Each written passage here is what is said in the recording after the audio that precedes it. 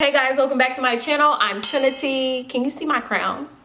Even better than I was the last time, baby. We back.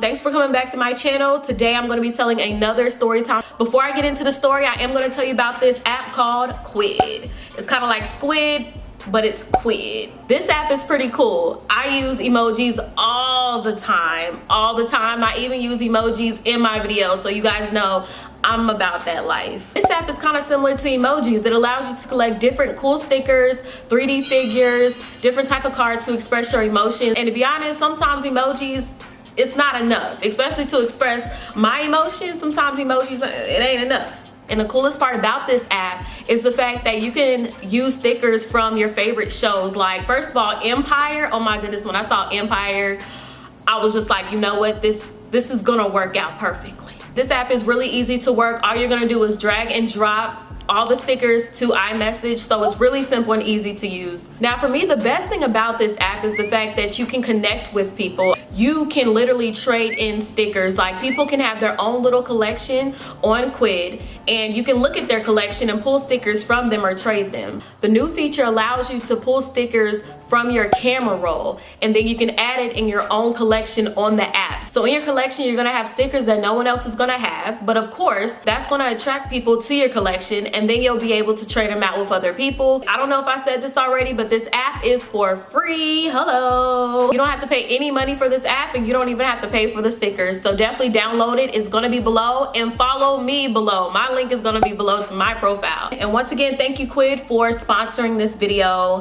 It's a great app. So now I'm gonna get into the story time. Thank you once again for requesting this story time. Also, let me go ahead and make a disclaimer. I have been getting a little bit of comments, not a lot, just every once in a while. Some people are having some problems with my story times. They feel like it's not tragic enough for me to tell. Like, a story time has to be a tragic event, like my leg got cut off or my head almost got chopped off. I don't know, some people are really looking for bad things to happen to me. That's what I feel whenever someone comments about, oh, well, this story is kind of like small. It's not that big of a deal. It's not like, okay, I get it, but I get requested to do these story times. As you can see, people request stories for me to tell, and if I have a story in relation to it, then I'm gonna do it. Not only that, I do enjoy telling my stories. It is one of my favorite videos to do, and y'all know I love editing the video. I mean, clearly when you look at my story times, you see a lot of effects, a lot of animation, a lot of sound effects. I have a passion for doing it. I have a passion for filming videos, period. So when people randomly, because I feel like it's just randoms that just see story time in the titles and just be like, oh my gosh, why is she telling this story? Well, maybe you should join the J team and understand more of why I do my story times. Just because it's small to you, it may be big and relatable to someone else. Not only that, in my analytics, it actually shows that most of my viewers, most of you guys, are in middle school and high school. So if anything, I should be going back into my past telling those stories because it will relate to you guys more. I do understand that there was a trend of story times being really, I don't know, tragic and sad, but I'm breaking that trend. My channel is breaking that trend. You don't have to sit in front of a camera and tell sad stories all the time. Like, who wants to do that? I don't want to do that. I want to tell happy stories, exciting stories, relatable stories. That's what I do. That's it. If you don't want to be part of this J team, fam, then you can bounce, bro. We can bounce. I am the one, the way your son don't need a gun to get respect up on the street. Okay, I just had to get that off my chest, off my breast. So getting on to the story, I was at a track meet. That's where it took place. It mostly takes place at a track meet. This was away. This was actually pretty far away because we were staying in a hotel. A whole lot of other teams were staying in that hotel, so we did see a few other teams. But I was looking out the window and it was these track guys walking by. We were on a pretty high floor, and all I know is we had the blinds up and the windows were pretty big. All of the team, well, most of the team, and it was an all-girls team over the summer. I don't think we had any boys on that team at the moment, but whatever. It was mostly the girls on the team. I want to say all of the girls, but I'm not really sure. But I do know the majority of us was looking out the window. But anyways, we see all these guys walking by and they're looking up and they're making all of this noise because they see us. They see a bunch of fine girls in the window that run track. I think they were saying we're about to come up there, like we all are about to come up there and see y'all.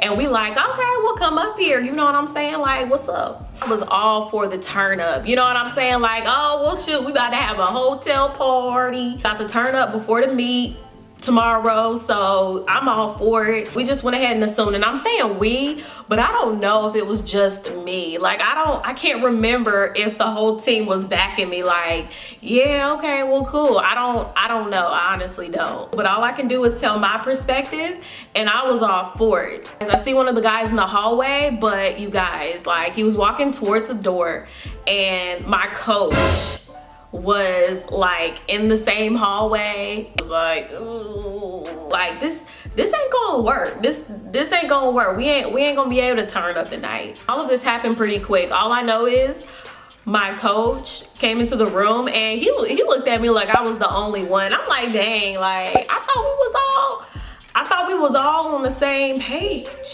Was I the only one that wanted this? I guess so, because the coach was looking at me and I'm just like, what? My coach didn't look happy. I think he was a little bit like salty about everyone, because, you know, as a team, we're all supposed to just, I guess, keep each other in line in a way, not like, you know, not like that, but, you know, just, I guess, just making sure everyone is focused. We weren't there to turn up or anything. We were there to win these races. The guy in the hallway, he was kind of cute. You know what I'm saying? I was just like, dang. So the next day we were at the meet and I saw the guy. And, you know, I was just doing my thing, you know. He did approach me and we did have a little chat, you know, traded numbers. It ain't go nowhere though. It ain't go nowhere, but he was really cool. I've actually gotten in trouble a lot with my coach. Not because I was like bad, but because he was my coach for like my whole track career. You know, it was like, man, I first met him in middle school. I was running for him in high school, and then a couple of years in summer, and then even cross country, he was there right by my side. Indoor track right there. He was just really hard on me, as coaches should be anyway. Let me know below if you've ever gotten in trouble with your coach. I know some of you have gotten in trouble with your coach, not teachers, coach. All right, so I'm gonna tell another story just because I know that story was really short. So this next story is actually gonna be a very inspirational story. I was running the 4x4, which is the 4x400 relay. Now, some of y'all already know that I hate the 400. I really hate the 400. Now, the thing about this race, this meet, this was the meet before states. So if we placed in this relay, we would actually go to states. So I believe this race was regionals. And if we placed in this race, we would go to states, and then after states is nationals. So this was a very important race, and I was first leg on the 4x4, so it was a little bit pressure on me because, I mean, I had to get out, you know. Of everyone on the relay, I had the slowest 400 time, so I was the slowest one on the 4x4. So I didn't know why I was being put at the first leg. I guess it's kind of like, you know, just give it all you got and then we'll make up what you lacked, basically. For the race, some of the girls on the relay were just like, Trinity, okay, this is what you're gonna do. You're gonna false start. My relay wanted me to false start this race because they didn't want to run this race at states because they already had events that they already made it to states in. So they were basically saying, hey, we already have a whole lot on our plates to run at states, and we don't need another relay just to add on to what we already have to run. So Trinity, we want you to false start so you can get disqualified. Well, we can get disqualified as a relay and we don't have to run it. The girl that actually came to me to tell me this information, first of all, I'm gonna just keep it real. She wasn't my favorite person. She wasn't someone I was really close with. We didn't have any beef or anything, but we just weren't close in any way. Like, not even a hi and a bye with her. And I was really surprised to hear that my whole relay wanted me to false start. Like, it wasn't just her, it was something that was agreed upon without me even being there. And I was just kind of like, okay, y'all made y'all's decision without me there, and now y'all just come to me to have to do the dirty work. And honestly, I don't think it was the rest of the relay. I think it was just her, because she was already complaining about her foot and my leg. I'm tired, you know. I don't want to have to do another relay at States. She was already complaining, so I think it was her idea, and she just told the other two girls, and she went ahead and told me, like, okay, well, Trinity's first, so we can just get her a false start. That's the plan. Now catch this, I did tell her that I was gonna false start. Yep, I sure did. I told her, okay, that's all I said. It wasn't nothing to it. You know what, I wasn't gonna argue with her. I wasn't gonna tell her yes just for her to give me a stank face, and then I catch attitude, and then she catch attitude, and then we're going back and forth on why I won't false start. I'm not gonna sit here and lie and say that it did not cross my mind, because I didn't want to do the 4x4. I really did hate the 400, so part of me was just like, well, I could false start just because I don't even want to run this race. But you have to really think before you do things, and you really have to understand, you know what, how am I gonna look? Like, is this who I really am? Am I somebody that's just gonna quit? I've never false started ever a day in my life, and I'm gonna now false start on purpose. That's not the way I wanted to go out, and that's not who I am. And I had to be like, no, like, what? This doesn't make any sense. Like, what? Yeah, I hate the 400, but I'm not about to just give up this race.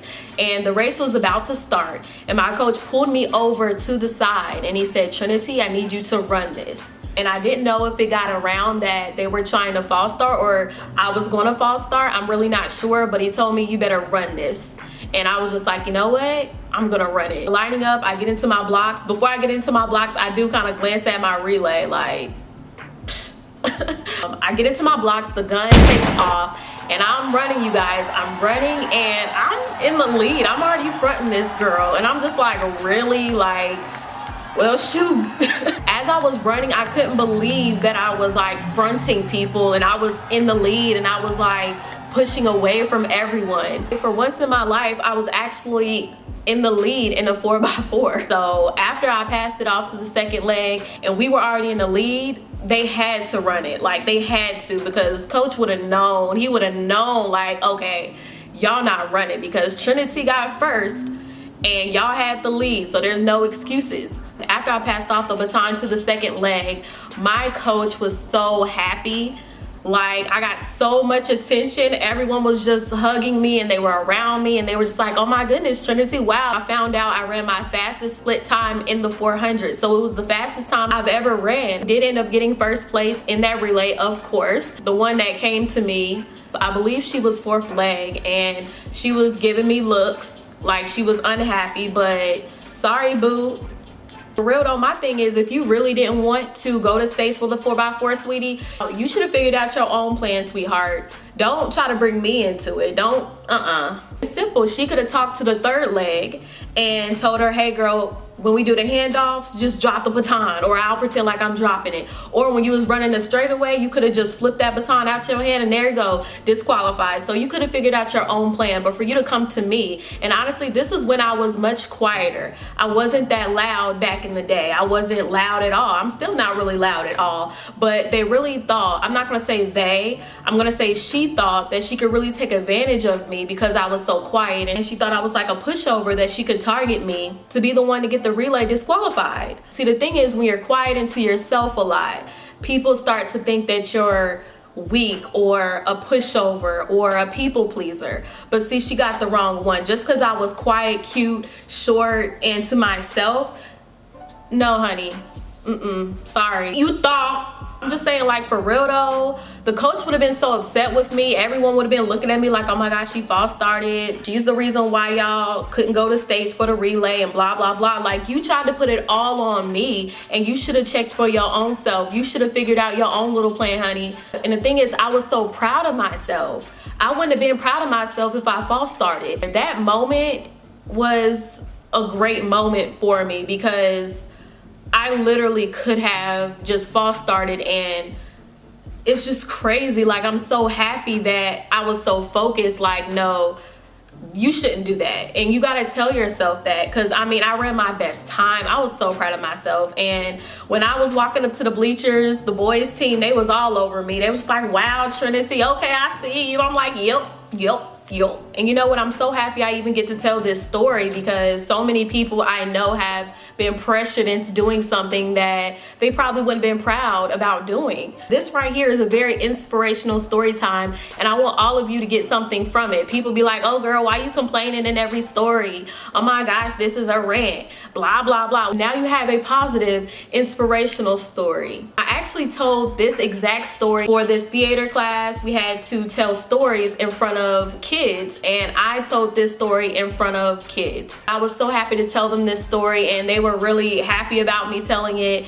And it lets you guys know that I've been doing storytelling for a minute. Like, it is what it is. I believe people should tell their stories to inspire, to encourage, to be relatable, to help. All of that. That's what storytelling is. It's not just about being sad and depressed all the time. But that's it. I'm done talking. I hope you guys enjoyed. If you did, don't forget to give me a thumbs up. Shout outs to these people right here. I'm gonna shout out a few people for being part of the J team, part of the notification squad. If you want to shout out like this, you just gotta hit that bell, because I know you here and I know you watching, but is you loyal? I love you guys so much. Make sure whatever you do out here on these streets and on the track, make sure to be bold, brave, and beautiful. And I will talk to y'all in my next one. Bye.